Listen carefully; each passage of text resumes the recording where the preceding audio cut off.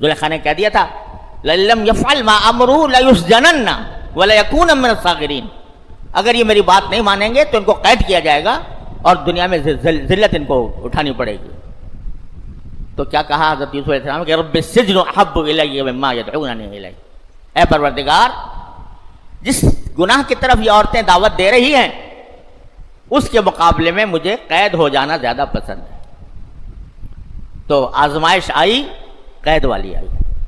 قید میں جب قید تھے تو وہاں دو ساتھی قید کے تھے، انہوں نے آ کے خواب کی تعبیر پوچھی۔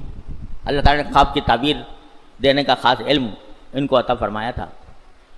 خواب کی تعبیر پوچھی تو قبل اس کے کہ خواب کی تعبیر بتاتے پہلے دعوت دی ان کو اسلام کی کہ اے میرے ساتھ قید ہونے والوں، میں تمہیں دعوت دیتا ہوں کہ یہ جو لوگوں نے شرک اختیار کیا ہوا ہے، بتوں کی بت پرستی لوگ کرتے ہیں، اس سے اپنے آپ کو بچاؤ۔ تو یہ سبق دیا کہ جب بھی کسی انسان کو دوسرے کے ساتھ ملاقات میں موقع ملے تو حق بات اس کو محبت اور پیار سے پہنچانی چاہیے۔ اس کو یہ دعوت دی۔ پھر کہا، پہلے کہہ دیا کہ بھئی الحمدللہ مجھے اللہ تعالیٰ نے خواب کی تعبیر کا علم دیا ہے اور میں تمہیں یہ بتا سکتا ہوں ابھی کہ تمہارے پاس اگلا دن کا کھانا کون سا آئے گا، لیکن میں وہ تعبیر بعد میں بتاؤں گا، پہلی میری ایک بات سن لو، اور وہ یہ کہ بتاؤ جو لوگ دوسرے لوگوں کی پرستش کرتے ہیں، شرک کرتے ہیں، وہ بہتر ہے یا میرا پروردگار جو واحد قہار ہے؟ انی ترکت ملت قوم لا یؤمنون باللہ، میں ان لوگوں کے مذہب سے بیزار ہو چکا ہوں کہ جو اللہ کے اوپر تنہا ایمان نہیں لاتے بلکہ وہ شرک کا ارتکاب کرتے ہیں۔ دعوت دی پہلے، اس کے بعد ان کو خواب کی تعبیر بھی بتا دی۔ اس خواب کی تعبیر بتانے کا نتیجہ یہ ہوا کہ ایک شخص کے جس کو بعد میں رہائی مل گئی، وہ بادشاہ کے دربار میں بیٹھا ہوا تو بادشاہ نے کہا کہ میں نے خواب دیکھا ہے، کوئی ہے جو مجھے اس کی تعبیر بتائے؟ تو اس کے ذہن میں فوراً آیا کہ بھئی تعبیر تو وہ بہت اچھی دیتے ہیں۔ تو اس نے کہا کہ ایک قیدی ہیں، بہت دنوں سے قید میں پڑے ہوئے ہیں، وہ خواب کی تعبیر بہت اچھی بتاتے ہیں، تو ان کے پاس مجھے بھیج دو۔ بادشاہ نے بھیج دیا، انہوں نے تعبیر بتا دی حضرت یوسف علیہ السلام۔ اس نے خواب میں دیکھا تھا کہ 7 موٹی موٹی گائے ہیں، ان کو 7 پتلی پتلی گائیں کھا رہی ہیں، یہ خواب دیکھا تھا۔ اور جو ہے 2 خواب دیکھے، ایک یہ اور ایک یہ کہ وہ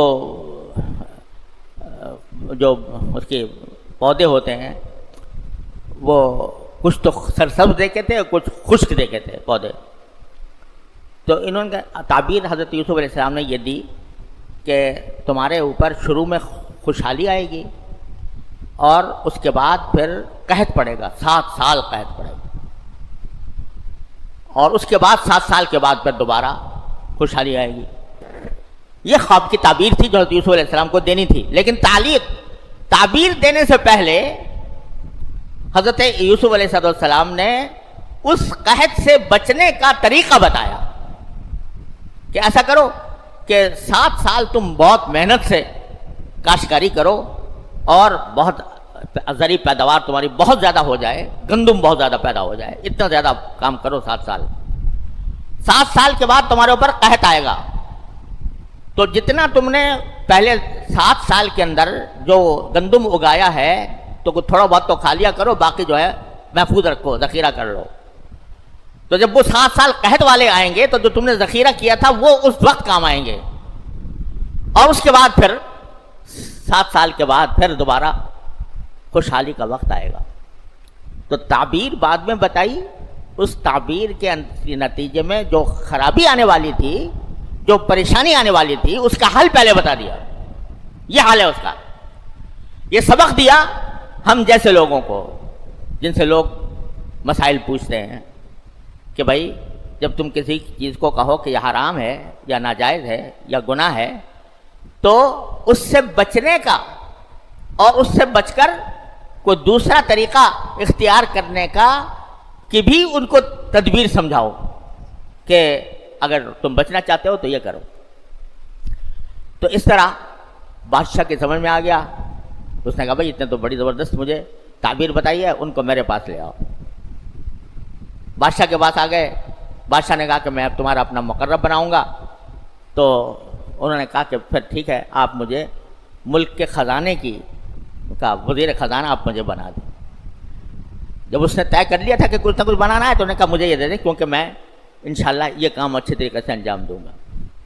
تو جب وہ قحط والے سال آئے تو انہوں نے راشن بندی کر دی کہ بھائی ہر ایک کو اتنا جو ہے گندم دیا جائے گا. اب اس گندم کو حاصل کرنے کے لیے ساری دنیا کے لوگ آنے لگے, سارے مملکت کے, کہ وہ قحط کا زمانہ ہے, گندم مل جائے.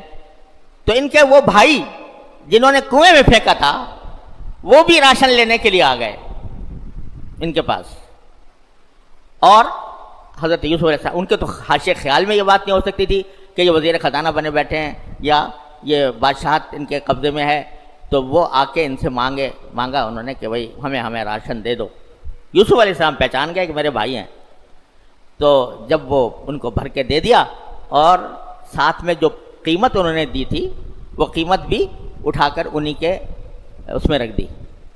جو قاتل تھے جنہوں نے کنویں میں پھینکا تھا ان کے ساتھ یہ معاملہ کیا کہ راشن دیتے وقت جو قیمت انہوں نے ادا کی تھی وہ بھی ان کے قافلے کے اندر چھپا کر رکھ دی کہ جا کے دیکھیں کہ پیسے واپس مل گئے. لیکن ساتھ ہی یہ کہہ دیا کہ تمہارا جو ایک بھائی ہے وہ حضرت یوسف علیہ السلام کا حقیقی بھائی تھا,